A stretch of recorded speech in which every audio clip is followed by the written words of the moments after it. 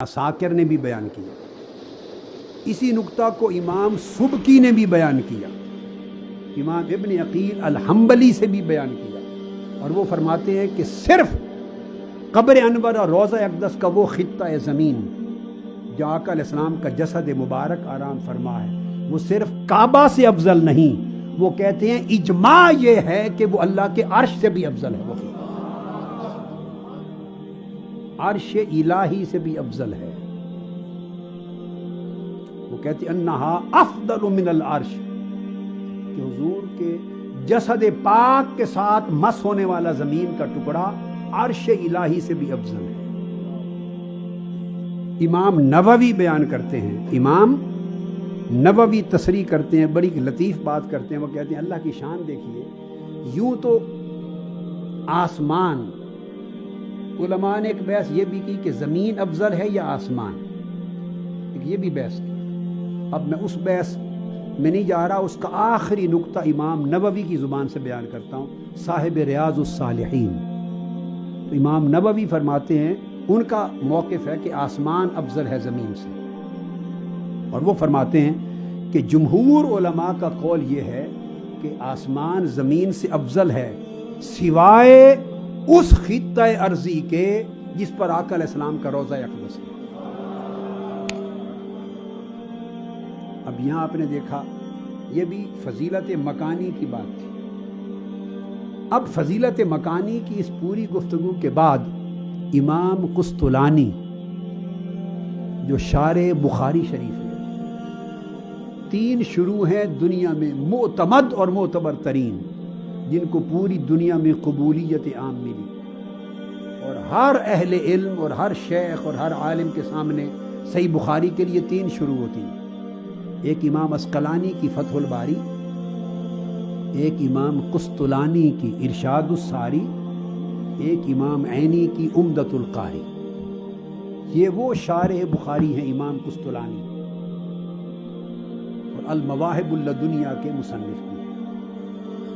अब इमाम कुस्तुलानी शारे बुखारी वो अल मवाहिब में बयान फरमाते हैं कि जिस तरह आपने मकानी फजीलतों का उसूल जाना कि आका अलैहिस्सलाम के जसद अक़दस के साथ ज़मीन का जो टुकड़ा मस कर रहा है वो अर्श इलाही से भी अफजल है, और सारी फजीलतें उसकी अफजलियत के सामने मांद पड़ गई। जिस तरह हुजूर की निस्बत ने उस मुकाम को वो अजमत दे दी, इमाम कुस्तुलानी फरमाते हैं इसी तरह हम ये कहते हैं कि यकीनन जिस रात को ये शरफ हासिल है कि उसमें मिलाद मुस्तफ़ा हुआ, वो शब कद्र समेत कायनात की सारी रातों से अफजल है।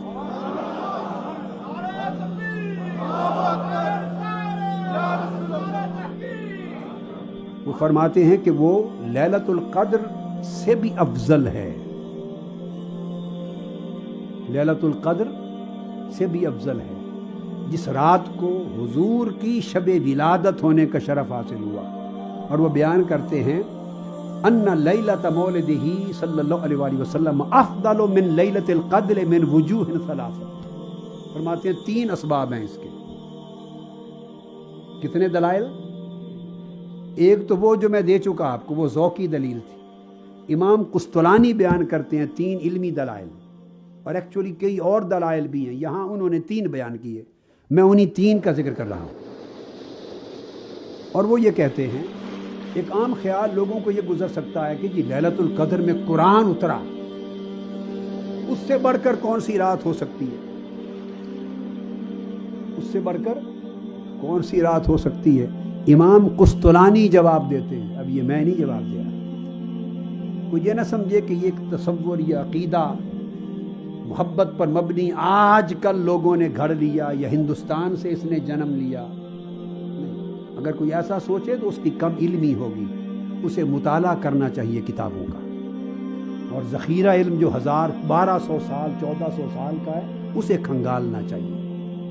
मैं नहीं कह रहा, इमाम कुस्तुलानी फरमाते हैं कि ये ख्याल अगर आए कि लैलतुल क़द्र में तो कुरान उतरा, तो वो अफजल होनी चाहिए रात या मिलाद मुस्तफ़ा की रात, तो वो जवाब देते हैं कि लैलतुल क़द्र इसलिए لیلۃ القدر کے مقابلے میں لیلۃ المولد حضور کی میلاد کی رات اس لیے افضل ہے.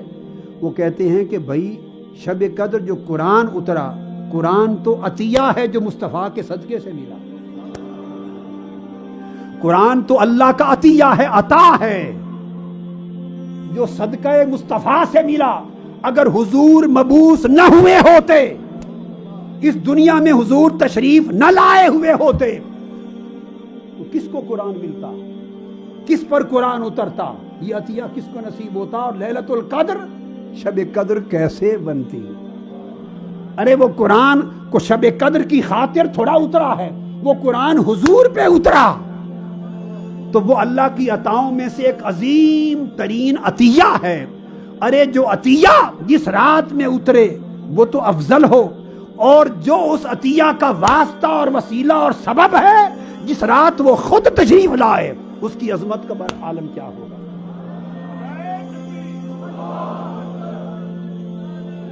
تو گویا لیلۃ القدر میں قرآن حضور پر اترا، حضور کے لیے اترا بیت المعمور پر. اور شب میلاد میں صاحب قرآن آئے، جن کے صدقے سے قرآن بھی ملا، جن کے صدقے سے اسلام بھی ملا، جن کے صدقے سے ہمیں معرفت توحید بھی ملی، اور جن کے صدقے سے ہمیں ایمان بھی ملا، اور جن کے صدقے سے ہم اس قابل ہوئے کہ شب قدر کو جاگ سکیں. ارے شب قدر ہو یا قبول توبہ، نزول قرآن ہو یا انوار قرآن، یہ سب کچھ صدقہ ہے ولادت و بعثت مصطفیٰ کا. حضور آئے تو سب کچھ آ گیا. آقا علیہ السلام نہ آئے ہوتے تو کچھ بھی نہ آتا. پھر شب قدر کہاں سے آتی؟ تو شب قدر تو ملی ہے واسطہ مصطفیٰ سے. تو کیا واسطے کا درجہ اس ہستی سے کہ جس کا واسطہ ہے اس سے بھی بلند ہو جائے گا؟ یہ تو پہلی دلیل دیتے ہیں. اور پھر نزول قرآن تو حضور کی خاطر ہوا. نزول قرآن حضور علیہ السلام کی خاطر ہوا. پھر فرماتے ہیں ایک دوسرا سبب لیلۃ القدر کی فضیلت کا یہ ہے کہ اس میں ملائکہ کا نزول ہوتا ہے. سورہ قدر کے اندر موجود ہے تنزل الملائکۃ والروح، اس میں روح الامین جبرائیل امین کا نزول ہوتا ہے اور ملائکہ کا نزول ہوتا ہے. پھر امام قسطلانی فرماتے ہیں کہ اس رات لیلۃ القدر میں ملائکہ آتے ہیں، زمین پر اترتے ہیں. شب میلاد میں مصطفیٰ زمین پر تشریف لے آتے ہیں. اور ملائکہ کا نزول اس کی فضیلت کیا معنی رکھتی ہے ورود مصطفیٰ کے ساتھ. یہ ملائکہ تو چوکیدار ہیں حضور کے گھر کے، یہ تو حضور کی اہل بیت کے چوکیدار ہیں. یہ حضور کے صحابہ غلاموں ولیوں کے گلی کوچوں میں پھرتے ہیں.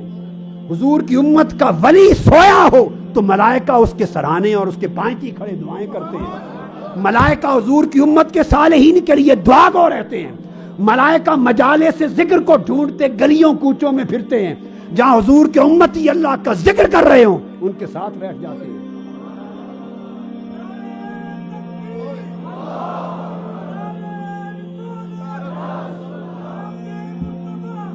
تو ملائکہ کا نزول شب قدر کو وہ فضیلت نہیں دے سکتا جو خود ورود اور میلاد مصطفیٰ کی وجہ سے فضیلت ملتی ہے. اور رہ گئے جبرائیل امین کہ وہ بھی اترتے ہیں. اس رات تو جبرائیل امین ایک بار اترتے ہوں گے، اور آقا علیہ السلام کی بارگاہ میں جبرائیل اتنا اترتے تھے کہ لگتا تھا یہاں سے جاتے ہی نہیں ہیں. بعض علماء نے کہا کہ 24,000 بار اترے ہیں حضور کی بارگاہ میں.